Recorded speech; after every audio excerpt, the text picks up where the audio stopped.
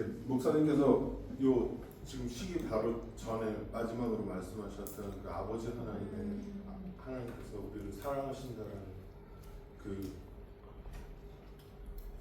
그것이 그러니까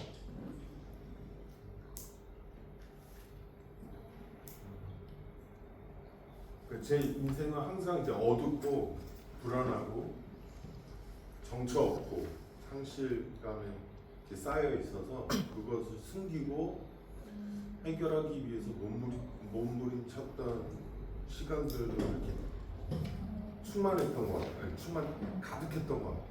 그래서 어둠 가운데 숨어 있고 이것을 종교적으로 신학적으로 해결하기 위해서 몸부림치고 했던 그 치열한 시간들이 좀 있었는데 아무리 이것을 내적 치유를 하고 뭐 첫사랑때 경험들 또 다른 사람을 흉내내고 그런 식으로 좀 해결을 하려고 해도 아무리 의지를 하려고 해도 제 자신과 화평이 안 되고 받아들여지지 않고 그 어둠과 깊이가 점점 깊어지는 거예요. 유다서에 나오는 그 어마어마한 공허함 가운데 있는 자아가 계속 발견되니까 더 두렵고 또 끊임없이 발견되어지는 나의 그 더러움의 수치 때문에 사람들과의 관계도 어려워지고 계속 이제 동굴 속에 숨었던 것 같아요. 근데 제가 이 복음을 만나고 나서 이 복음을 지식적으로 그 전에 이렇게 들었지만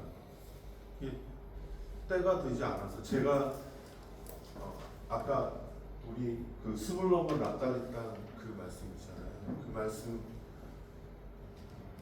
몇 년 전에 읽으면서 내가 예전에 북한을 위해서 기도하면서 흑암에 앉은 북한 사람들만 생각했지 제가 흑암에 앉은 그런 존재라는 것을 보지 못했었던 것 같아요.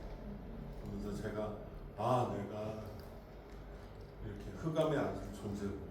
완전히 소망이 없고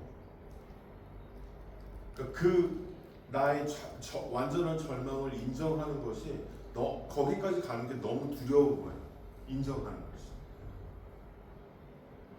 근데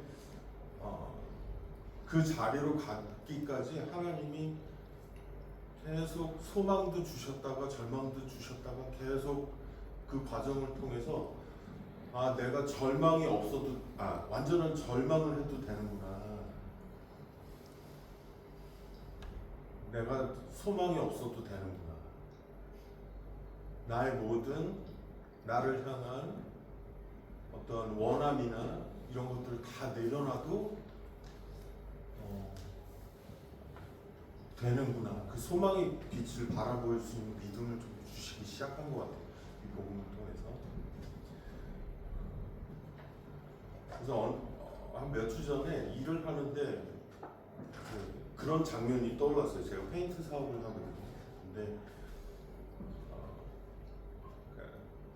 어떤 아이가 한 아주 아름다운 그 집에서 잔디밭에서 이렇게 너무나 안전하게 놀고 있는 거예요.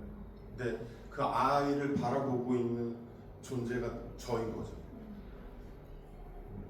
근데 그 바라보고 있는 존재는 아버지고 그 아버지의 시선으로 그 아이를 바라보고 있는 거예요.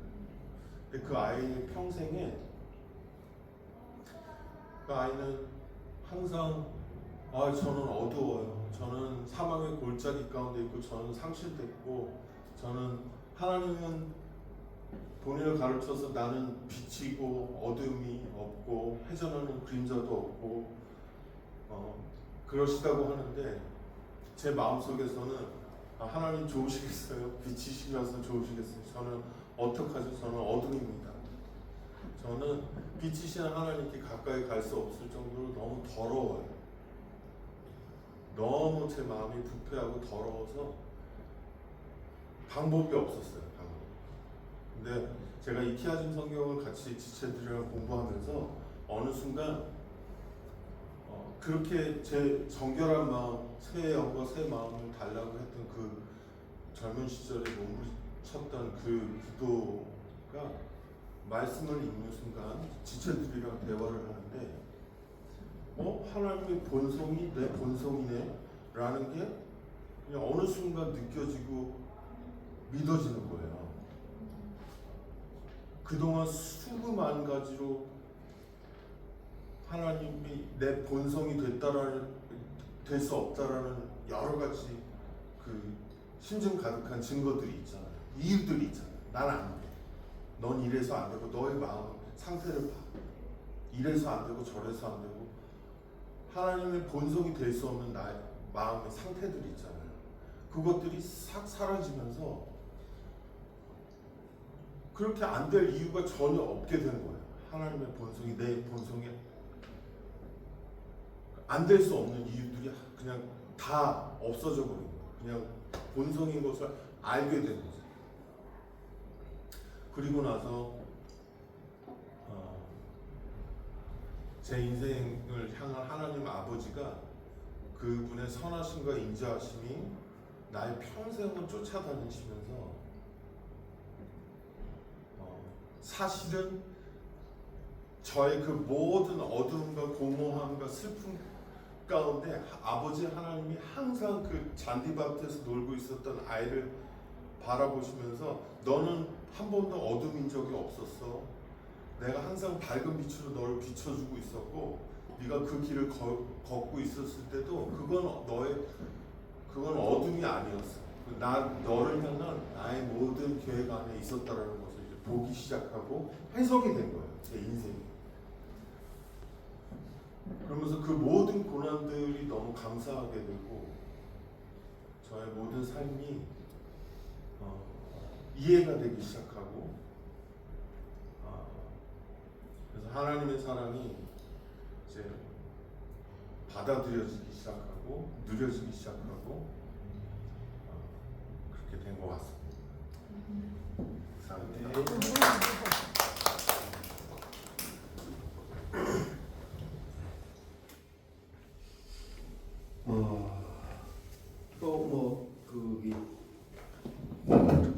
질문할 거 있으면 질문하세요. 다 하시는 건데 먼저 질문을 예, 질문하시죠. 예. 너는 먼저 그 나라 우리 구하라고 했잖아요. 예, 구하라. 근데 뭐이 우동상에서도 먹을 거 마실 거 있는 거 구하지 않고 예. 하나님 나라와 의를 구하라 그랬는데 예. 목사님 기도하지 말라고 하니까 예. 그러니까 물론 이제 목사님께서 우리가 구해야 될 것은 성령인데 예. 그래도 하나님 나라와 의를 구해야 돼. 예. 그러니까 기도하지 말라니까 네. 자꾸 이렇게 막히는 것 같아요. 예. 여기 이제 사복음서 안에서는 이제 구하라고 되어 있지만은 실제로 이제 이때는 사복음서 아니고 이제 뒤에 가면은 성령 구하라고 되어 있지만 이미 성령을 오순절 때 성령이 주어졌죠. 그러면 지금은 이제 구하는 시대가 아니고 그 이루어진 것을 아는 시대예요. 에베소서 가면은 구하라가 아니고 알게 해주시기를 구한다. 그러니까 여기서는 이제 예수님이 지금 하나님 나라가 와 있고 또 하나님 나라가 와 있지만은 이 사람들이 진짜 하나님 나라가 그 오는 것을 보지를 못해. 왜? 성령이 와야 예수님에게는 성령이 와 있으니까 예수님은 하나님 나라를 사는 거예요. 근데 제자들은 지금 성령이 내주하지 않으니까 하나님 나라를 못 사는 거예요. 그래서 오순절날 성령이 와야만 그들이 성령이 와야만 뭐냐면 하늘 나라라는 말은 하늘의 통치예요. 하나님의 통치야. 그러니까 사단이 통치하는 존재에서 하나님이 통치하는 존재는 성령이 우리 안에 내주해야만 가능해요. 네. 그래서 우리가 이제 필요한 것은 우리가 이제 필요한 기도라는 것은 알게 해주세요라는 기도가 필요한데, 근데 기도가 중요한 게 아니고 말씀이 중요해요. 말씀을 공부하게 되면 알게 돼요. 네. 그래서 기도가 포커스가 아니고 이제 아는 게 포커스예요. 아는. 그래서 저희들이 이제 말씀을 공부를 통해서 이미 이루어진 것을 하나님 나라가 무엇인지 성령을 구하라 그럴 때도 구하라고 하는 그 단어에 포커스를 두는 게 아니라 연결해서 보면은 왜 성령을 구하라고 하시는지, 성령이 왜 필요한지, 성령이 오면 우리에게 어떤 역사가 일어나는지 그 문맥을 잡는 게 더 중요해요. 그러면 말씀과 네. 기도로 거룩해진다고 했는데요. 네. 네. 그러니까 말씀도 공부하고 그렇죠. 받아야 되지만 네. 기도도 같이 이렇게 네. 병행이 해야 된다고 생각을 하는데요. 예, 예. 근데 그러니까 기도라고 하는 것이 이제 구하는 데 포커스를 맞추는 게 아니고 아는 데 포커스를 맞춰야 돼요. 여기도 이제 우리가 대표적으로 치면 여기 이 구절이 있죠. 예, 마태복음 17장 21절에 이게 이제 귀신 쫓아내는 이야기 나오죠. 근데 예수님은 귀신을 쫓아내죠. 잠깐 인사드리고 가. 저한테 이제 질문들을 사람들이 많이 하시는데 여기 이 구절을 많이 질문하세요. 귀신 쫓아내는데 예수님을 쫓아내는데 왜 우리는 못 쫓아냈습니까? 했죠. 그러면서 21절에 기도와 금식이 아니면 이런 유가 나가지 않는다 했죠. 그럼 우리가 귀신 쫓아내려면 기도하고 금식해야 되죠. 맞죠? 근데 잘 보세요. 저 구절이 뭐라고 되어 있는지. 여기 보면요. 여기 꼽혀져 있어요. 21절에 없음 돼 있죠? 네. 없음 돼 있고 꼽혀 돼 있죠? 초기 사본에는 저 말씀이 없어요. 후기 사본에 더해진 거예요. 그러니까 원래 가장 성경이 있잖아요. 사본들이 있잖아요. 원본은 오래돼가 다 없어졌죠. 그걸 글로 다 이렇게 손으로 써요. 쓰다 보면 사람들이 여기에 조금 내가 말을 더 붙이면 좋겠다. 첨가를 시켜요. 빼기도 하고. 그런데 초기 사본과 후기 사본을 가려낼 때 정통적 기준은 뭐냐면 덧붙여진 것은 틀렸다고 하는 게 기본적인 베이스예요. 그러니까 저기도 우리가 적어 놓은 거죠. 기도와 금식 외에는 이런 유가 나가지 않는다. 라는 말은 우리가 쓰고 싶은 걸 적어 놓은 거예요. 네. 사실은 믿음이 적은 영혼이라 저게 답이에요. 겨자씨 만한 믿음만 있으면 귀신이 쫓겨나간다. 저게 핵심인데 뒤에 가서 기도와 금식 외에는 이가 나가지 않는다는 말은 기도 빡세게 하고 기도 금식 빡세게 해야 된다라고 하는 인간의 방법을 첨가시킨 거예요. 그러니까 저 구절을 과감히 빼셔야 돼요. 네. 실상 우리가 네. 사역에서는 네. 말씀과 기도가 강해지면 네. 사단이 이렇게 네. 뒤로 물러나고 그런 거 있잖아요. 있죠. 근데 그게 이제 기준이 되시면 안 돼요. 약해요. 기준 자체가. 근데 그거 아니고 오히려 믿음으로 말미암아 귀신이 쫓겨나가야 완전히 쫓겨나가요. 기도나 금식으로는요 들락날락해요. 들락날락해요. 그래서 성경에서 기도 자체를 그렇게 이제 포커스를 두지 않아요. 기도 자체는 그냥 하나님 나라를 구하는 거잖아요. 예수 구하고 이 성령 구하는 거잖아요. 근데 인간의 구함이 포커스, 기도 자체는 인간 쪽의 노력이 포커스가 되는 거죠. 근데 복음은 인간의 기도를 중요하게 여기지 않아요. 복음 자체가. 우리가 기도해서 메시아가 오는 게 아니거든요.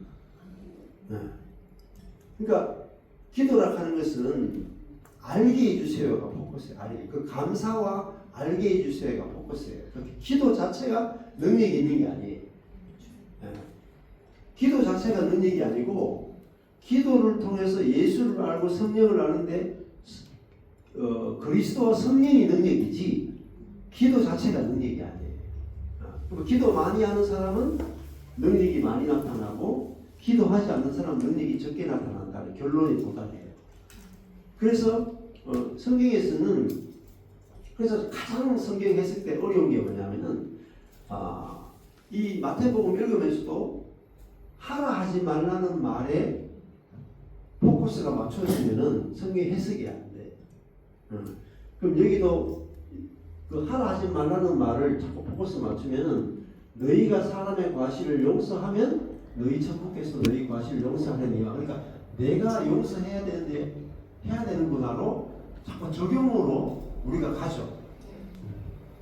근데 적용으로 가보면 안 돼요. 안 돼. 그래서 성경을 해석할 때 가장 중요한 것은 그리스도와 성령이에요. 그래서 모든 적용은 성령이 하시는 거예요. 그래서 기도하는 것도 내 안에 계신 성령으로 말미암아 우리가 무엇을 기도해야 될지를 알게 돼야 그게 정상적인 기도라고 볼 수가 있고, 그래서 먼저는 복음과 말씀을 깊이 아는 것이 우선해야 되고, 우리 기도 자체가 복음을 알게 해주세요. 말씀 알게 해주세요. 그리스도의 사랑의 깊이와 넓이와 높이와 깊이가 뭔지 알게 해주세요. 주님이 이미 이루신 것이 무엇인지 알게 해주세요. 그게 사실은 기도라고 할 수가 있어요. 그러니까 네. 프로세서에 예. 사도 바울이 기도했던 그런 기도를 해야 되는 거죠. 그렇죠. 근데 기도해야 된다 해서 기도를 적용하시면 안 됩니다. 그러니까 그 말이 무슨 말이냐면은 성경은 읽고 예를 들면은 예수님이 무리들과 떨어져서 기도하러 가셨다. 그걸 읽고 우리도 가서 기도하러 가자. 이렇게 곧바로 적용이 들어간다. 그런 이제 성경 해석을 뭐라고 말하냐면요, 모범론적 성경 해석이다. 예수님을 닮아가자는 거죠. 그 모범적 성경 해석이 비성경적 성경 해석에 속해요. 그러니까 성경 해석의 가장 큰 베이스가 두 개예요. 하나는 뭐냐면 구속사적 성경 해석이 있고, 하나가 모범론적 성경 해석이 있어요. 설교도 똑같아요. 구속사적 설교와 모범론적 설교로 크게 두 개를 나누어져요. 모범론적 설교와 성경 해석을 율법주의라고 불러요. 구속사적 성경 해석을 다른 말로 하면은요, 하나님 중심적 성경 해석이라고 불러요. 그러니까 구속은 누가 해요? 내가 구속해요? 아니죠. 하나님이 사람을 구속하잖아요. 그러니까 구속사적 성경 해석이란 말은 하나님이 인간을 어떻게 구원하는가, 하나님이 인간을 어떻게 해방시키는가, 그러니까 하나님의 행위를 중심으로 성경을 보고 성경을 풀어나가는 것을 구속사적 성경 해석이라고 해요. 근데 우리가 무엇을 해야 됩니까를 계속 찾아내는 것을 모범론적 성경 해석이라고 해요. 그래서 예를 들면 모세처럼, 다윗처럼, 아브라함처럼, 그러니까 아브라함 이야기 읽으면서 여러분 무엇을 찾아내요? 아브라함의 믿음을 본받자. 요셉을 보면서 비전의 사람이다. 비전을 가지자. 그죠? 야곱을 보면서 야곱강에서 기도했으니까 우리도 밤을 새워 기도하자. 그리고 여호수아 군대가 여리고성 무너뜨릴 때 발로 땅 밟기 기도했죠. 그리고 여리고성 무너졌으니까 우리도 땅 밟기 기도하자. 이걸 전부 다 모범론적 성경 해석이라고 해요. 이게 전부 다 잘못된 성경 해석의 대표적인 예예요.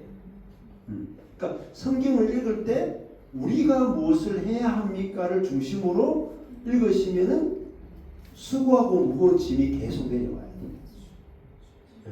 그러면 기도해야 됩니다로 나가면은 우리가 해야 되는 거잖아요. 내가 해야 되는 거잖아요. 그러면 이제 더 깊이 들어가면은 얼마나 기도해야 될까요? 하루 몇 시간을 기도해야 될까요? 얼마만큼 기도해야 들어줄까요? 답이 없어요.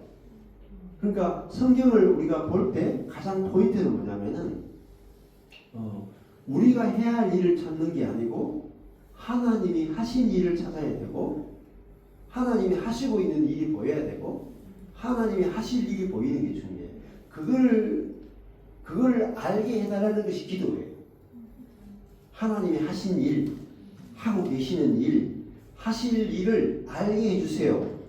성령 구하는 이유가 뭐냐면은 하나님을 알려면 성령이 필요하기 때문에 또 성경이 알아지고 성경이 해석되려면은 성령이 아니고는 알 수 없기 때문에 성령 구하는 기도를 하라는 거죠. 그 말은 또 단순히 말해서 기도하라는 것도 아니에요. 사실 깊이 들어가면 즉 다른 말 하면 이 그리스도와 성령이 얼마나 필요한지를 우리에게 가르쳐 주는 거예요. 네게 이게 필요해. 너는 그리스도와 성령만 필요해. 예. 그 기도라 하는 것이 우리가 하나님께 구하는 거잖아요. 근데 우리가 여기 보면 기도하라 그래 놓고 보면은 뭐라고 되냐면은 6장 8절에 이렇게 나오죠. 예. 구하기 전에 너희에게 있어야 할 것을 하나님 너희 아버지께서 뭐라 그래요? 아시느니라. 그렇죠? 우리가 기도 안 해도 하나님은 우리에게 뭐가 필요한지 아세요. 우리에게 뭐가 필요했어요? 그리스도가 필요했죠. 우리 구하지 않은데도 주셨죠. 성령도 구하기 전에 주님 주셨죠. 우리는 성령을 안 구한다니까요. 그리스도도 안 구한다니까요. 근데 하나님이 먼저 아시는 거예요. 먼저 아시는 거예요.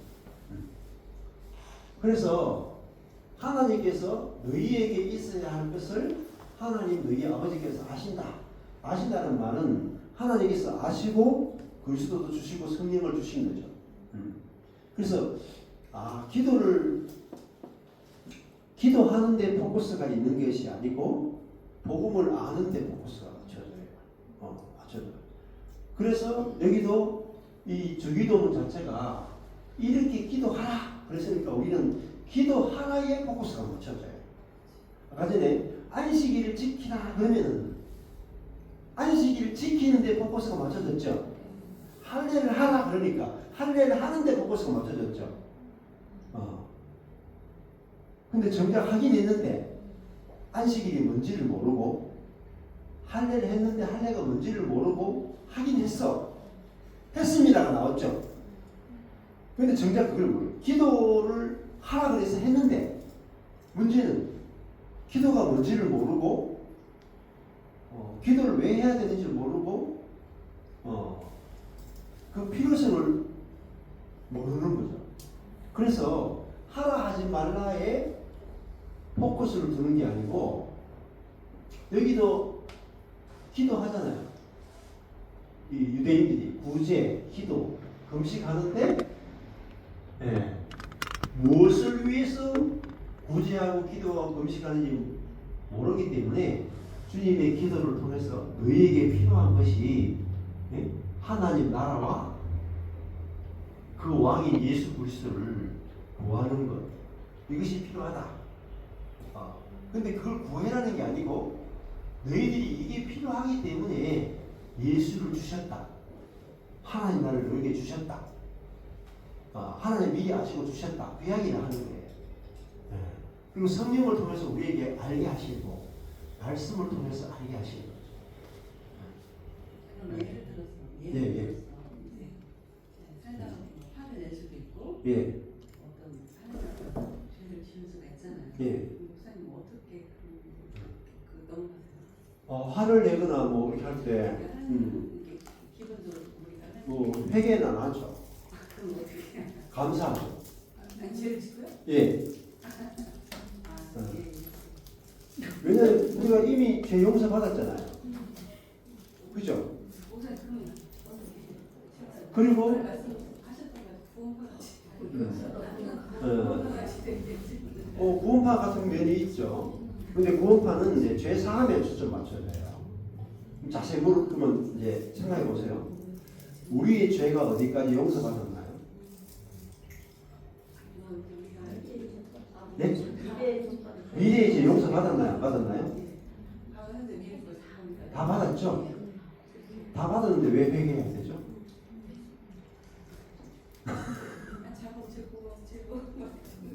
네. 더 깊이 들어가면 대답을 못해요.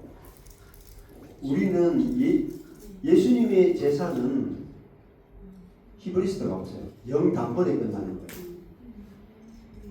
우리가 지은 죄마다 회개한다면 구약으로 돌아가는 거예요. 구약에는 죄 하나마다 양 한 마리씩, 소 한 마리씩 잡거든요. 그러면 계시록에 네. 날마다 세마포를 빠른다고 거기 있다고 했어요. 예. 그러니까 세마포를 빠는 게 회개하는 게 아니에요. 어린 양의 피로 씻는 걸 말하지. 회개를 말하는 게 아니에요. 어린 양의 피라는 것은 네가 이미 씻어진 자다. 네가 이미 거룩해진 자다. 어린 양의 피가 사실 단번에 우리를 다 씻은 거예요. 그 단번에 우리가 예. 원죄가 다 씻어지는. 예. 그 원죄만이 아니라 자범죄까지 다 씻어진 거죠. 예. 원죄만 씻어졌다면, 자범죄만 안 씻어졌다면, 그러면 자범죄가 안 씻어졌으면 우리 천국 못 가요. 그래서 날마다 회개를. 날마다 회개하는데, 그러면 내가 의식 못하고 짓는 죄가 얼마나 많은데요? 맞아요. 예. 회개라 하는 것도 웃기는 거예요. 의식한 죄만 죄예요. 내가 하루 종일 짓는 죄 중에 의식하고 내가 의식하는 죄는요 5개가 안 돼. 의식하고 의식하지 못하고 짓는 죄는 수백 가지, 수천 가지가 돼. 그러면 의식한 죄만 회개하면은 천국 갈 때 지장이 없다. 웃기는 짬뽕이라. 그러면은 내 행위로 구원받는 거죠. 회개하는 내 행위로 구원받는 거죠. 맞죠? 그러면은 오직 믿음으로 구원받는다는 것이 웃긴 짬뽕이 되는 거예요. 아. 그럼 그 세마포를 까는 건 세마포로 빠는 것이 뭐냐면은 복음으로 씻는 걸 말해요. 네가 이미 정결하게 되었다. 네가 이미 거룩하게 되었다를 씻는 거예요. 인정한다. 예, 인정하는 거예요. 죄를 회개하는 개념이 아니에요. 정반대예요. 이게 진짜 웃기는 게 있잖아요. 마이클 호튼이라는 미국의 개혁주의 현대 개혁주의 신학자가 있어요. 우리가 갖고 있는 회개의 개념과 얼마나 뒤집어진지 아세요? 매일 회개하는 게 알미니아주의예요. 이단이에요. 진짜 정통이 뭔지 아세요? 동성연애자가 있어요. 기독교인인데 동성연애자 같으면 회개해야 되죠. 매일 회개해야 되죠. 그 동성연애를 끊을 때까지 회개해야 되죠. 그렇게 접근하는 게 이단이에요. 네. 그게 남침내교도 그렇고, 그러면 동성연애를 누가 끊어야 돼요? 내가 끊어야 되죠. 내가 회개하고 내가 끊어야 되잖아요. 그럼 내가 화내는 건요? 내가 회개하고 화 안 내야 되죠. 그게 얼마나 무거운 짐이에요. 네. 이게 사람을 강박증 만들고 있잖아요. 스트레스를 주고요. 예수 차라리 안 믿는 게 좋아. 안 믿으면 죄도 마음대로 짓고 마음대로 사는데 예수 믿은 결과로 매일 회개해야 되고 매일 고쳐야 되고 거기에 빠지거든요. 근데 마이클 호튼이 어떻게 했냐면은 그 남침내교 그 동네에서 동성예를 하는 친구가 동성예를 하니까 부모님이 교회 다니는데 너 나가 죽어라. 회개하고 동성예를 끊고 교회 오든지 아니면 집에서 나가. 해가지고 이 아들이 버림받아가지고 집을 나간 거예요. 집을 나가서 가다가 감사하게도 마이클 호튼을 만난 거예요. 마이클 호튼을 만나니까 마이클 호튼은 어떻게 한 줄 아세요? 동성연애자가 왔어. 여러분이 목회자고 동성연애자 성도가 왔어. 어떻게 하겠어요? 첫 번째, 어떻게 하겠어요? 회개하라 하겠죠. 그게 이단이에요. 마이클 호튼 어떻게 한 줄 아세요? 너는 거룩하다. 이게 복음이에요. 거룩이 뭐예요? 예수 그리스도와 연합됐으니까 너의 모든 죄를 십자가에 다 못 박았어. 미래의 죄까지 다 끝났어. 거룩이라는 것은 예수 그리스도와 연합돼요. 동성애자를 지금 동성애하고 있어. 그런데 거룩하다 그래. 여러분도 화내고 있는데 거룩하다 그러죠? 문제돼요? 보고서 안 하고 짜증내는데 여러분은 의롭고 거룩하다 하는데 문제의식 못 느끼죠? 다른 사람 동성연애하는 거 보면 거룩하다고 못하죠? 복음을 몰랐어. 복음으로 안 살아. 율법으로 살아. 그래서 그 복음이 능력이에요. 동성연애하는 친구 보고 너는 그리스도로 말미암아 이미 거룩해졌어. 그렇게 선포하니까 내가 거룩하다는 것이 믿어져야 거룩한 삶이 나와요. 이게 복음에서 접근 방법이에요. 율법은 네가 고쳐야 거룩해진다는 거예요. 아니에요. 내가 고쳐서 거룩해지는 게 아니라니까. 네. 그리스도로 말미암아 우리가 거룩해지고 성령이 내 안에 오심으로 말미암아 거룩이지 내가 깨끗한 행동을 하는 게 거룩이 아니에요. 그 완전히 이단이라니까. 그래서 마이클 호튼이 동성하는 이 친구 보고 거룩하다 하니까 이 친구가 동성연애가 끊어지고 그 거룩한 삶이 이루어지는 거예요. 회복됐어. 집으로 돌아갔어. 동고 밖에서 부모님이 기다리다가 아들을 보는 순간에 너 동성연애 끊었어 안 끊었어? 너 동성연애하면 우리 집에서 못 살아. 정죄했어. 뭘 가지고 정죄했어요? 행위로. 행위로 거룩과 거룩하지 않음을 구분시켰어. 다시 동성연애에 빠졌어. 자살에 빠졌어. 누가 이 아들을 죽였을까요?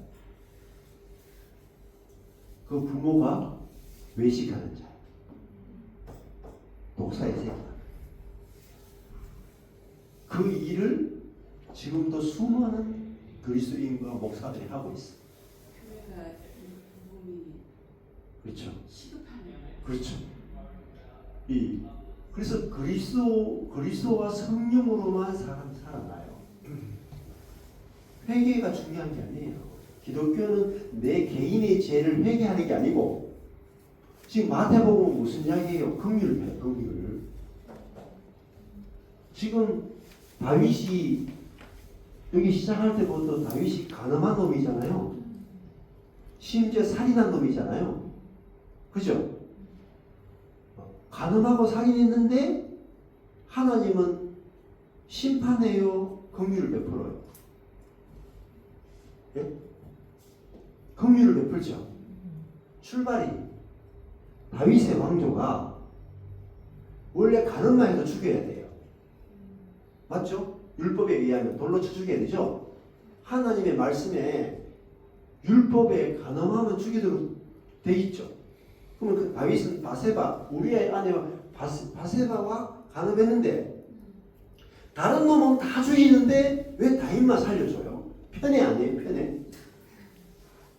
해도 너무하잖아요. 율법에 다른 놈은 다 가늠하면 돌로 쳐 죽여 해놓고 다윗은 가늠했는데 나단 선지자를 보내갔다 알고도 돌로 쳐 죽이지 않죠. 이단 아니에요? 하나님이? 율법에는 가늠한 자를 돌로 쳐 죽여 해놓고 다윗만 싹 빼주네? 특혜 아니에요? 구약을 율법이 무엇을 말하는지 하나님이 어떤 분인지 심히 오해하는 거예요. 우리가 예. 안식일도 마찬가지예요. 여기 안식일에 제자들이 밀밭 사이로 지나가죠. 근데 여기서 안식일에 이삭을 잘라 먹었죠. 그러니까 안식일 어겼다고 공격하죠. 그랬을 때 예수님이 뭐라고 대답하냐면은 나는 자비를 원하고 제사를 원하지 않는다라고 하는 호세아의 말씀을 가지고 나가요. 하나님은 안식일을 지키는 걸 원해요? 자비를 원해요? 제사를 원한다. 제사가 뭐냐면 율법이거든요. 안식일을 지키는 걸 원해요? 자비를 원해요? 네? 자비를 원한다고 돼 있죠. 근데 지금 현대교회는 자비를 원하잖아요. 제사를 원해요. 자비가 없어요. 우리 출발이 뭐죠? 하나님의 긍휼로 우리가 살아남았죠. 십자가의 긍휼로 우리가 살았죠. 그래놓고 우리는 하나도 자비와 긍휼이 없어. 이게 여기 담겨 있는 거예요. 보세요. 여기 지금 천국 나오잖아요. 우리가 1만 달란트, 여기도, 네? 우리가 1만 달란트 빚진 자죠. 근데 내가 갚았어요? 안 갚았죠. 하나님의 아들이 내 1만 달란트를 다 갚았죠. 죄대로 해요? 안 하잖아요. 죄대로 하지 않잖아요. 우리 죄대로 갚지 않으시고 우리의 모든 빚을 탕감하셨죠. 이게 긍휼을 입었단 말입니다. 긍휼을 입었으면 우리가 나가서 1만 달란트 탕감 받았으면 긍휼을 입었으면 나가서 여기 보세요. 그 종의 주인이 불쌍히 여겨 놓아줬죠. 긍휼이란 말이에요. 긍휼. 회개해서 놓아준 게 아니고 회개라는 값을 치르고 용서받는 게 아니에요. 여러분 기독교는 내가 회개했기 때문에 용서받는 종교가 아니에요. 착각이에요. 내가 회개해서 용서받는 종교라면은 불교가 될 수도 있고 예수가 필요 없어. 회개를 용서받는 게 아니고 내 모든 죄가 예수 그리스도에게 전가돼 가지고 내 대신에 예수가 모든 죄를 덮어써 가지고 죽었기 때문에 내 죄가 용서받는 거지. 회개의 종교 아니에요. 그래서 여기도 마찬가지잖아요. 네? 불쌍히 여겨서 우리가 그 빚을 탕감받았잖아요. 그러면 나가서 내가 1만 달란트 탕감받았으면 긍휼을 입었으면 나가서 어떻게 돼야 돼요? 100데나리온 빚진 자 잡고 내 빚을 갚아라. 안 갚으면 감옥에 쳐넣어. 그래서 뒤에 뭐가 나와요? 이렇게 나와요. 주인이 1만 달란트 탕감받은 이 불쌍히 해서 놓아줬는데 내가 네 빚을 전부 1만 달란트 전부를 탕감해 주었거늘 내가 너를 불쌍히 여긴 것 같이 내가 너에게 긍휼히 여긴 것 같이 너도 네 동관을 불쌍히 여김이 마땅치 아니하냐. 네가 그렇게 큰 긍휼을 입었는데 너는 100데나리온 빚진 이 사람에게 긍휼을 안 베풀어? 네가 진짜 긍휼을 입은 존재 맞아? 그러면서 결론이 이거잖아요.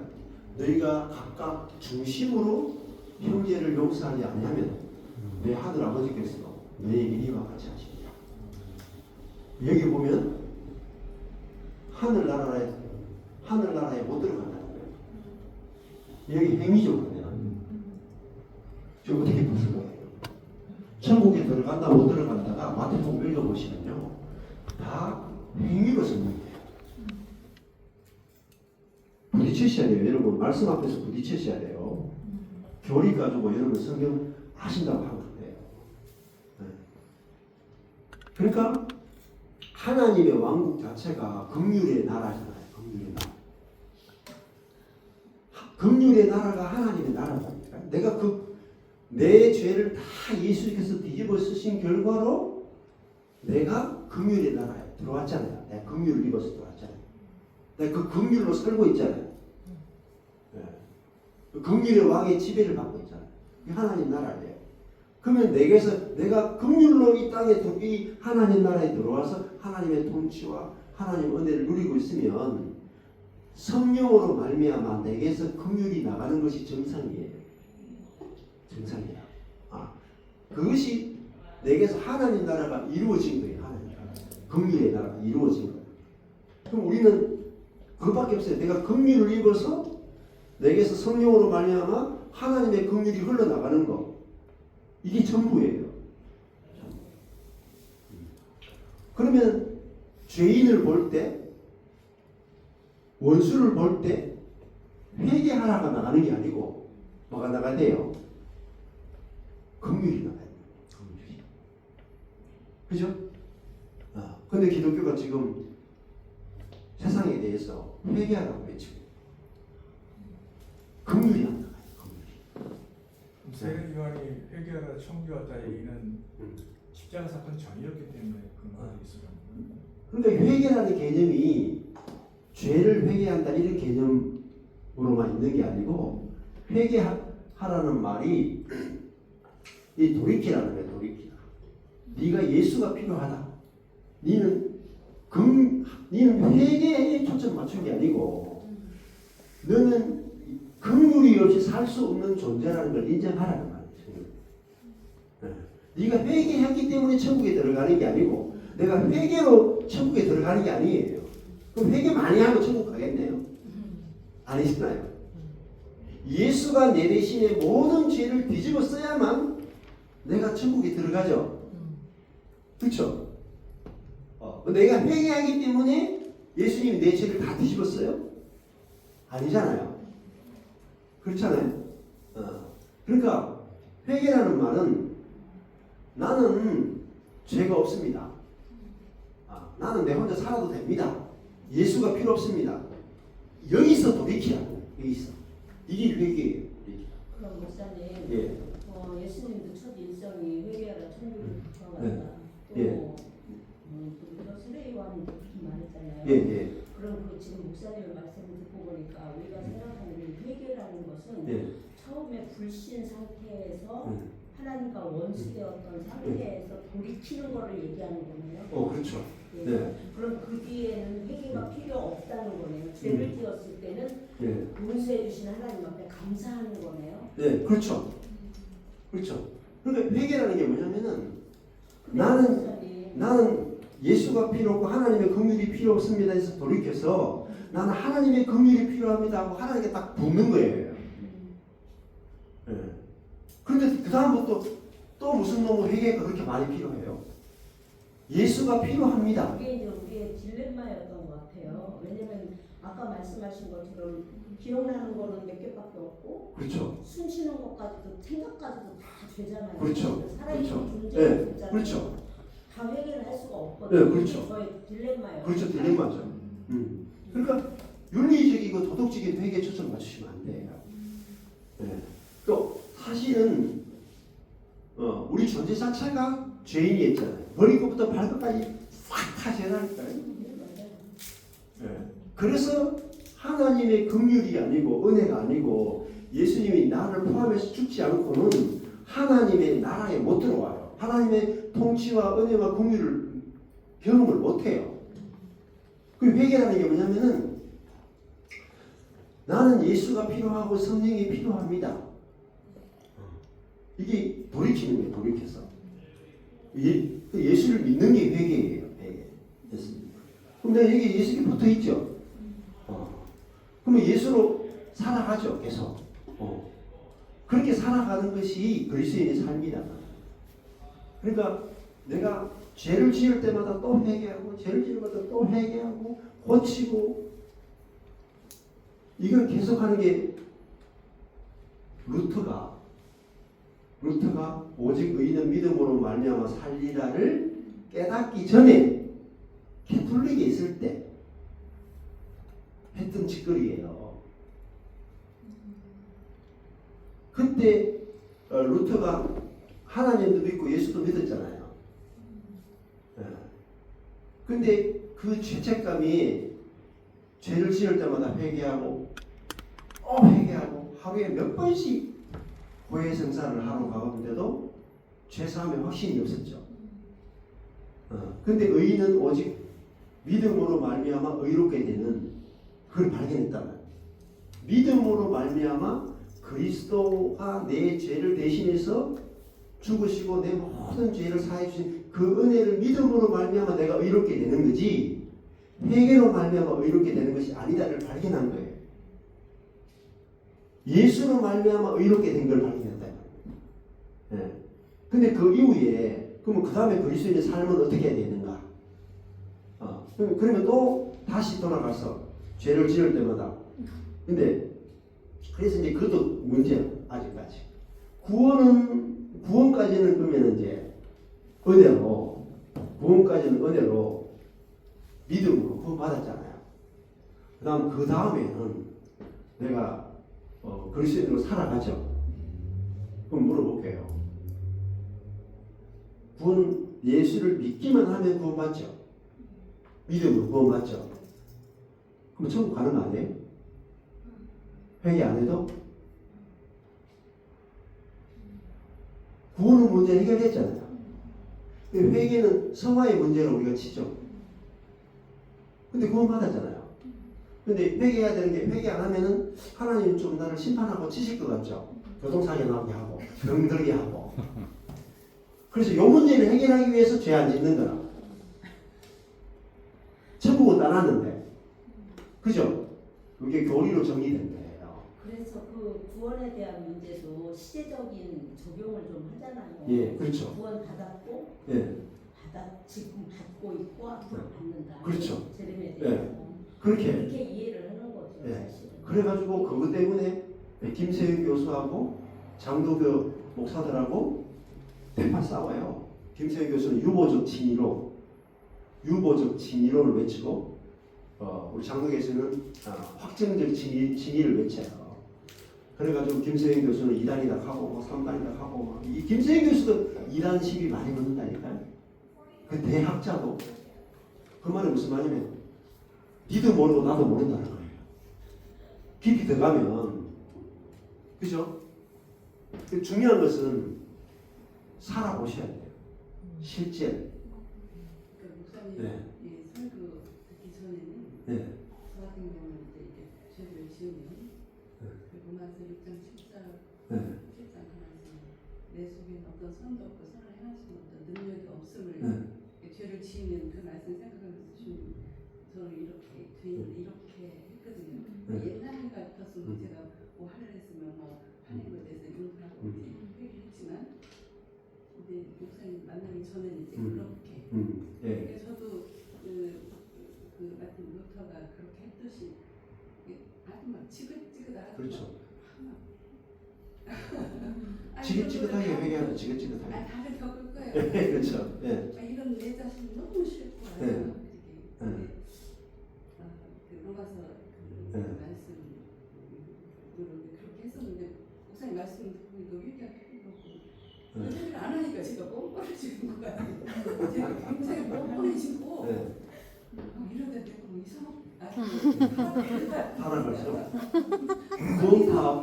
구원파하고 우리파하고 차이가 있냐? 구원파는요.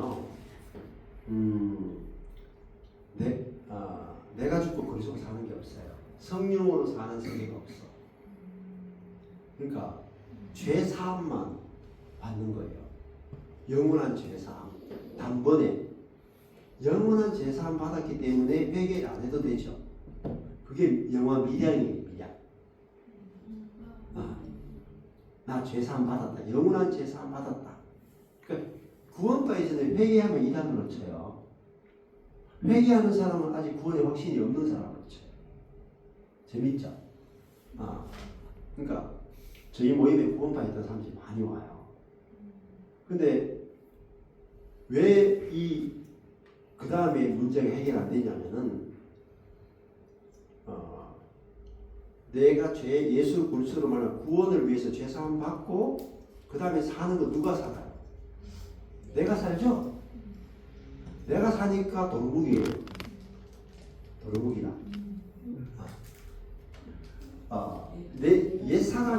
옛사람이 그 그리스도와 함께 죽었죠. 죄인이 죽었죠. 그리고 우리 그리스도와 함께 부활했죠. 우리가 의인이 됐죠. 그 의인이 우리의 적재성이에요. 우리가 의인 됐죠. 어떻게 의인 됐어요? 그리스도와의 부활과 연합돼서 의인 됐죠. 죄가 없다니까요. 근데 구원파는 죄가 없다 해놓고 누가 살아요? 죄인인 내가 살아. 옛 사람이 다시 산다고요. 다시 사람이. 그러니까 죄가 없다 해놓고 옛 사람이 다시 사니까 죄가 계속 나오죠. 골 때리는 거예요. 이거요. 이단이에요. 보세요. 복음은 그게 아니에요. 옛 사람이 그리스도의 십자가에서 죄 용서 받았을 뿐만 아니라 옛 사람이 죽었다가 가야 돼. 죽었다. 옛 사람이 죽고 그다음에 부활에 우리가 동참이 되죠. 예수와 함께 부활하죠. 죄인이 죽고 의인으로 부활했죠. 그러면 이제 누가 살아요? 이제는 내가 죽고 그리스도가 살죠. 성령이 내 안에 사시죠. 성령이 내가 나타나신다고요. 성령이 나타나면 뭘 이겨요? 죄를 이겨요. 죄를 회개하는 삶을 사는 게 아니고, 죄를 이기기 위해서 피 흘리면서 사는 게 아니고, 성령으로 사는 존재만이 죄를 이겨요. 그게 로마서에 나와요. 로마서. 그러니까 로마서 7장에서 8장이 네. 잘안 넘어요. 그렇죠. 그래서 제가 했던 로마서를 차곡차곡 다 보셔야 처음부터 끝까지. 로마서를 쫙 보셔야 문제가 해결이 돼요. 해결이. 네. 그리고 복음이 내한테 확실하게 와야 돼요. 그러니까 은혜로 구원받고 은혜로 살아야 돼. 우리는 은혜로 구원받고 노력으로 살아. 다시 죄 구덩이 들어가. 그러니까 맨날 또 회개하고 맨날 고치죠. 안 고쳐져요. 옛 사람인데 회개하느냐 안 하냐는 하나도 안 중요해요. 옛 사람이냐 새 사람이냐만 중요해요. 이걸 놓친 거예요. 루트도 갈빈도 다 놓친 거예요. 이 부분. 그렇잖아요. 우리는 새 것이죠. 그리고 이미 로마서도 보면 우리가 영화롭게 될 것이라 그래요. 영화롭게 됐다 그래요. 영화롭게 됐다 그러죠. 칼빈주의에서는 루터의 쪽에 그렇게 설명 안 한다니까. 내가 구원받았으니까 칭거에 의롭게 됐다가 내가 율법을 통해서 내가 거룩을 이루었다가 마지막에 죽었으면 영화롭게 된다고 가르치죠. 아니에요. 뭐 착각하고 그런 소리를 다 해요. 로마서도 모르는 거예요. 로마서도 시제를 모르는 거야. 영화롭게 되었느니라. 영광스럽게 되었다 이 말이에요. 그러니까 우리가 이미 하늘에 앉은 자가 된 거예요. 보세요. 우리 이미 천국에 와 있는 거예요. 하나님 나라에 들어와 있는 거예요. 천국에 들어와 있는 거야. 예수님이 십자가에 죽고 부활하고 승천했죠. 여기에 내가 다 함께 참여했다가 믿음이에요. 그러니까 우리 출발이 어디서 출발해야 돼요? 나는 이미 천국 안에 들어와서 하늘의 보좌에 앉은 존재가 됐다가 우리의 출발점이다. 이게 새로운 피조물이고 여기서 새로 출발하는 거예요. 천국에 이미 들어와 있는 거예요. 회개를 통해서 들어가는 게 아니란 말이에요. 그리스도의 연합을 통해서 다 얻는 거예요. 그리스도의 연합을 통해서. 그 연합을 믿는 것이 믿음의 핵심이다. 그러니까 루터가 발견했던 루터의 기독교 강요든지 루터의 신학의 핵심이 뭐냐면 하나님의 주권과 그리스도와의 연합이에요. 루터의 모든 신학을 한마디로 딱 줄이면 그리스도와의 연합이에요. 그리고 하나님의 주권이래. 근데 그리스도와의 연합을 믿는 것이 믿음이에요. 믿음이 뭐냐? 그리스도와의 연합을 믿는 게 믿음이에요. 네. 그게 뭔지 아세요? 제 책 연합의 비밀이 10,000원이에요. 한 권만에 이거 15부입니다. 여기 물건 넣으면 15불입니다. 그러니까 복음의 지수가 뭐냐? 그리스도의 연합입니다. 디모데전서도 경건의 비밀이 뭐냐면 우리 안에 계신 그리스도가 골로새서도 그렇고 경건의 비밀이요. 회개가 회개를 통해서 거룩해지는 게 아니에요. 어제도 간증하셨죠. 참 포도나무이신 그리스도와 가진 내가 이미 연합돼 있다. 그죠? 연합돼 있죠. 그러면 참 포도나무이신 그리스도가 가진 나를 자기와 같게 하신다는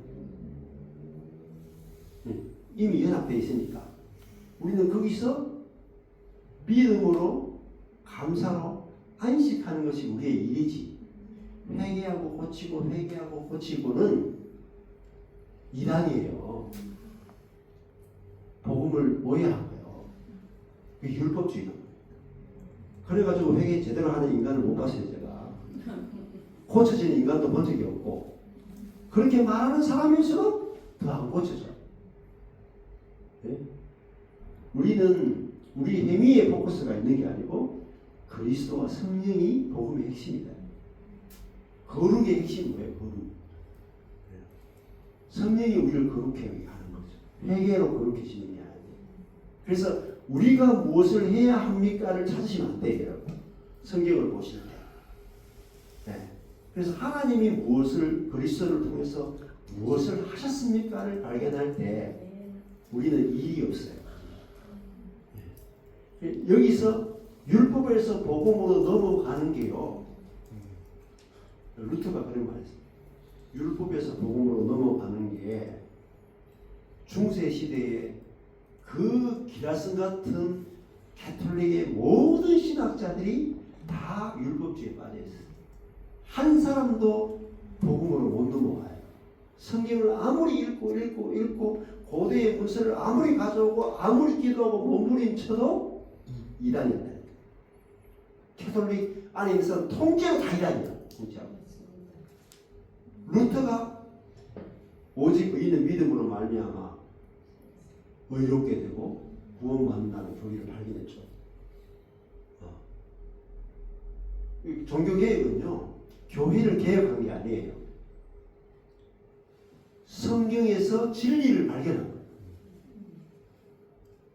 교회의 시스템을 바꾸고 교회가 부패인데 교회를 깨끗하게 고치고 이게 종교개혁의 핵심이 아니에요. 복음을 새롭게 발견한 거예요. 진짜. 그 교회가 뒤집어지는 거예요. 뒤집어지는. 지금도 마찬가지예요. 우리가 복음을 발견해야 진짜 교회가 개혁되는 거예요. 개혁주의는 교회는 계속 개혁돼야 된다. 그러니까 그것도 뭐라 계속 개혁하는 거예요. 뭐로 시스템으로.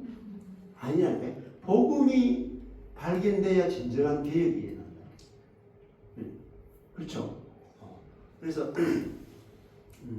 보실 때 이 성경을 볼 때 주어 목적어 서술로 하나님을 주어로 해서 성경을 계속 보셔야 돼요. 하나님이 지금 예수 그리스도를 통해서 무슨 일을 하시는가 그걸 볼 때 포커스가 바뀌어요. 저는 그래서 회개에 초점 맞추지 않아요. 그리스도에게 초점 맞춰. 혹시 영상에 그 네. 질문이 있어요 외에 네. 심판에 대해서도 말씀하신 게 있나요? 뭐 있을 거예요. 심판에 대해서. 근데 그 부분은 깊이 들어가셔야 돼요. 깊이. 복음을 깊이 알면은 내가 대답을 찾을 수가 있어요.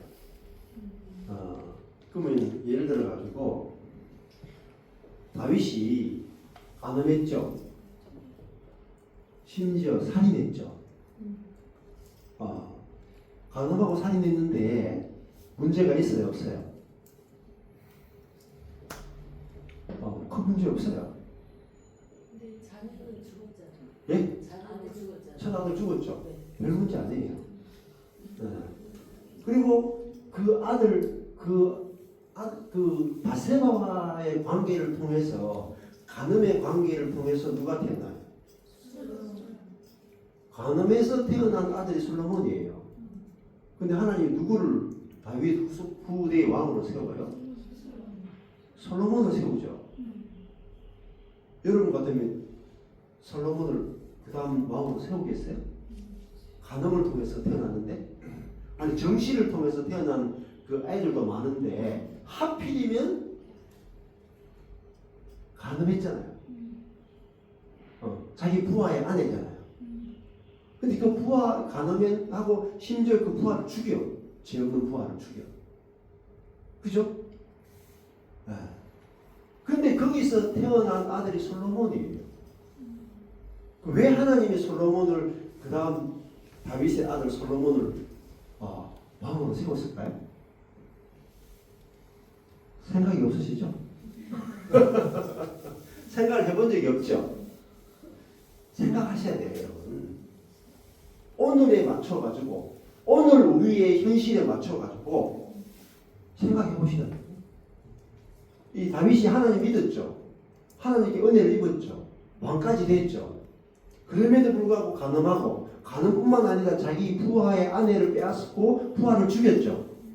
그 관계에서 그러면은 죄가 드러나시면은 이 여인을 이혼해야 되잖아요.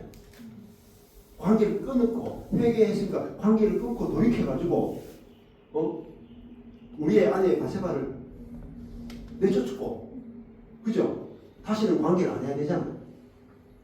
근데 계속 같이 살아. 그죠? 이미 남편이 죽었잖아요. 예. 남편 죽었으면 이제 그러면 우리도 남 죽이고 다른 여자 뺏어와가지고 남편 죽었을 다른 남자 죽었으니까 그 여자를 계속 살아야 돼. 자기 간음을 정당화하려고 했던 거예요. 네. 그러니까 여기 뭘 담아놨냐면 다윗이 죽어야 되죠.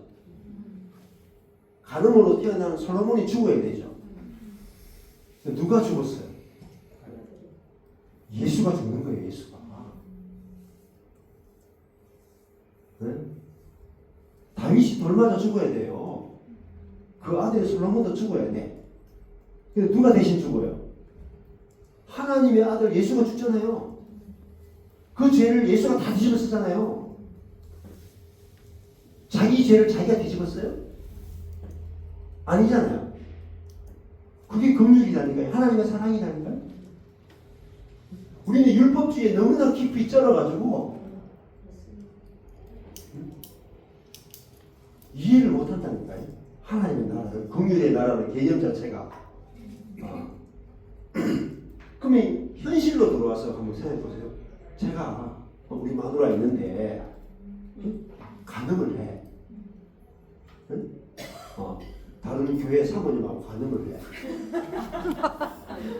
예를 들어가지고 근데 그 목사를 알까 싶어가지고 밤에 가서 몰래 칼로 찔러 죽여. 근데 그것이 다 드러나. 사람들이 다 드러났어요. 그러면은 다시 회복이 가능해요. 우리는 회복이 불가능하죠. 그 사람을 목사로 인정할 수 있어요. 저를 이게 세우겠어요? 그게 뭐냐면 우리는 긍휼에 대해서 모른다. 하나님이 일하시는 방식에 대해서 모른다. 그렇다고 해서 간음과 살인을 정당화하는 게 아니에요. 자, 이때는 뭐예요? 구약 시대예요. 구약 시대니까 구약 시대에 속한 모든 사람은 옛 사람이에요. 옛 사람은 죄의 포로가 된 상태. 아무도 죄를 이길 수 없어. 그러니까 살인하고 간음하고 도적질하는 게 정상적인 인간의 삶이에요. 그게 선악과를 보고 부패한 사람이에요. 그러니까 착하게 사는 게 비정상이고 간음하고 살인하고 도적질하는 게 정상이라니까요. 성경적 패러다임으로 여러분 바뀌셔야 돼요. 그러니까 율법으로는 간음하고 살인하면 돌로 쳐 죽이고 죽이게 돼 있지만은 율법은 율법대로 실행하기 위해 존재하는 게 아니고 죄를 깨닫게 하기 위해 존재하는 거예요. 죄가 심히 죄되게 하기 위해서 깨닫게 하고, 율법은 내가 하나님의 긍휼이 아니면 살 수 없는 존재구나를 알게 하기 위해서 율법이 존재하는 거지, 율법은 지키기 위해 존재하는 법이 아니라는 거예요. 근데 율법은 또 완성이 돼야 돼. 지켜져야 돼요. 근데 그것은 오직 성령으로만 율법이 완성되어지고 지켜진다. 네. 그래서 이 다윗이 간음하고 살인했는데 보세요. 그러면은 저 바세바를 통해서 솔로몬은 최소한 왕은 세워주면 안 되잖아. 용서는 해줘도. 근데 하나님이 일부러 다윗과 우리아의 아내 바세바에서 태어난 솔로몬을 다 왕으로 세워. 심지어 솔로몬을 통해서 성전을 짓게 해요. 거룩한 하나님의 성전을 짓게 해요. 솔로몬 시대에 이스라엘 역사상 하나님이 인간에게 베풀 수 있는 최대치의 모든 은혜와 축복을 솔로몬에게 몰빵해줘. 몰빵해줘. 그걸 통해서 뭘 보여줘요? 하나님이 죄인을 얼마나 긍휼히 여기시고 사랑하시는지를 담아놨다.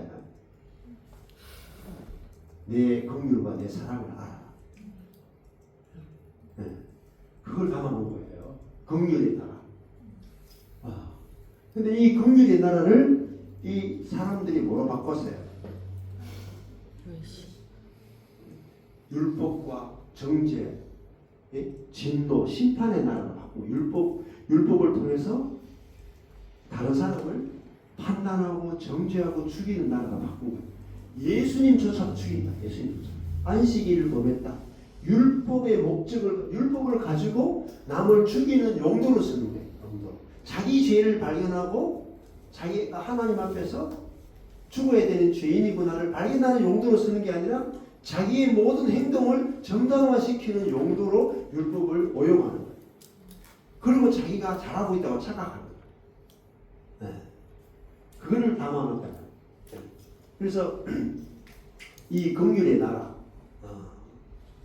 그래서 성경을 여기도 읽어보세요. 다윗 여기 안식일을 범하는데 다윗이 말도 안 되는 짓을 하거든요. 제사장들만 먹게 돼 있는 진설병을 사무엘이 먹게 되어줘요. 주면 안 되죠. 제사장만 먹게 돼 있잖아요. 율법으로 말하면은. 근데 다윗만 먹나요? 여보세요. 네? 자기나 그 함께한 자들이 먹지 못하는 진설병을 먹지 않았느냐? 율법으로 치면 제사장 외에는 진설병 먹으면 다 죽게 돼 있어요. 근데 다윗만 먹은 게 아니라 다윗의 부하들까지 다 먹었어. 왜? 지금 죽음의 직전이다. 네. 그래서 하나님은 성전이 뭐냐면요. 성전이 만민이 기도하는 집이죠. 여기 보면 12장 13절에 성전 청결케 하는 장면이 나오잖아요. 내 집은 기도의 집이라 일컬음을 받으리라 나왔죠. 기도가 뭐예요? 긍휼을 구하는 게 기도라는 거예요. 하나님의 나라를 구하는 게 기도죠. 긍휼을 구하는 게 기도거든요. 성전에 내 이름을 둔다 그러죠. 성전이 뭐냐면은 우리가 죽어야 하는데 그 성전에서 입구부터 끊임없이 제사가 이루어지는데 내가 죽어야 되는데 어린 양과 염소가 끊임없이 죽어나가죠. 피를 흘리면서. 그러니까 내가 죽어야 되는데 하나님의 아들이 죽는 것, 그 장소가 성전이에요. 거기 하나님의 사랑과 긍휼을 담아놨다는 거예요. 그렇죠?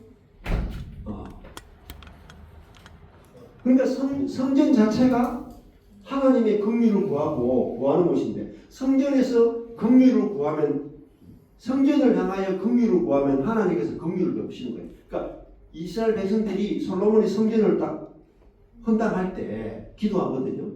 그때 솔로몬이 성령이 충만해서 뭐라고 하냐면 우리 후손들이 죄를 지어서 한 곳에 포로로 끌려가서 거기서 하나님께 당신의 이름을 구하고 긍휼을 구하면 당신께서 들어주십시오. 성전이라고 하는 게 뭐냐면은 내가 죽어야 하는데 짐승의 머리에 안수해서 짐승을 대신 죽이죠. 내가 죽어야 되는데 모든 심판과 모든 죄가 예수에게 다 증거되가 예수가 죽죠. 그 성전을 향해서 기도하는 것은요, 그 성전이 예수란 말이에요. 내 죄를 내가 담당하는 게 아니고 예수가 다 우리 연약함을 다 담당했잖아요. 우리 연약한 것을 친히 담당하셨잖아요. 병을 짊어지셨다. 네, 저걸 읽고 전부 다 또 병고침으로 다 해석해가지고 그렇게만 해석하고 여기서 연약하고 병이라고 하는 게 인간의 병이라고 하는 게 인간의 죄병을 한 죄. 그걸 말합니다. 그래서 긍휼이라는 관점에서 깊이 보셔야 되고 그래서 그 요한복음 15장에서 포도나무와 같이 비유를 가지고 회개하면서 살아가는 게 아니고 예수 생명으로 살아가는 거예요. 그 예수 생명에 의해서 우리가 실제로 죄를 이기는 거예요. 죄를 이기는. 그리고 내가 죄에 넘어지더라도 내가 그리스도와 함께 이 옛사람이 십자가에 죽었음을 인해서 감사합니다. 감사로 넘어가요. 그것이 감사를 어떻게 해야 되나요? 목사님 죄를 범했을 때? 그 죄를 범했을 때도 사실은 내가 죄를 짓는 게 아니고 내 안에 있는 죄가 나를 죄에 넘어지게 하는 거죠. 그러니까 그리스도 예수 안에 있는 자에게는 뭐가 없어요? 정죄함이 없다고 그러고 우리 계속 정죄하죠. 앞뒤가 안 맞죠? 계속 앞뒤가 안 맞는 이야기를 계속 하는 거예요. 어떤 데서는 그리스도 예수 안에 있는 자는 정죄함이 없다고 그랬다가 어떤 데서는 회개했다고 그랬다가 왔다리 갔다리 하죠. 정신을 못 차려요. 정신을. 금단증 사람이 네. 너무 오래 가요. 그렇죠. 안 하고 싶은데. 네. 로마서 7장을 보세요. 율법과 우리가 완전히 이혼했어요. 이혼. 아멘. 우리는 더 이상 율법 아래에 있지 않습니다. 아멘. 정죄 아래에 있지 않아요. 아멘. 그러니까 여러분이 죄를 짓더라도 나는 거룩합니다가 돼야 돼요. 아멘. 나는 온전합니다가 돼야 계속해 돼요. 줍니다. 해야 되겠네요. 왜요? 죄 아래에 있는 옛사람은 끝났어. 목사님 저기에 보니까요. 여기 우리아의 아내가 빨간색으로 되어 있네요. 빨간색이 아니고요. 분홍색이에요. 아 분홍색. 빨간색하고 분홍색이다. 분홍색은 뭐냐면 성도 여성도의 색깔이. 아. 예. 그래서 여기 성경 본문 하나가 여러분이 지금까지 갖고 있던 신학의 틀이 있잖아요. 틀. 신앙생활의 틀이 깨지는 것이 말씀이 아니고 안 깨져요. 안 깨져. 회개하고 고치는 것이 그 경건한 그리스도인이 아니에요. 우리를 영단번에 거룩하게 하신 주님의 은혜를 감사하고 감격하는 것. 그게 뭐죠? 하나님의 그리스도의 사랑의 깊이와 넓이와 높이와 깊이에 감격하는 것이 그리스도의 삶이에요. 회개하고 고치는 게 아니라니까요. 그래야지 예수 믿고 살 맛이 나잖아요. 맛이.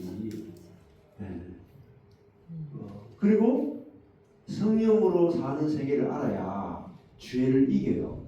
아멘. 죄를 이기는 게 중요하지 죄를 계속 지면서 회개하는 것은 무의미한 거예요. 오히려 그리스도인이 정죄함 가운데 살고 사단의 공격에 계속해서 공격당하는 거예요. 복음을 전가하지 못해요. 예, 조금씩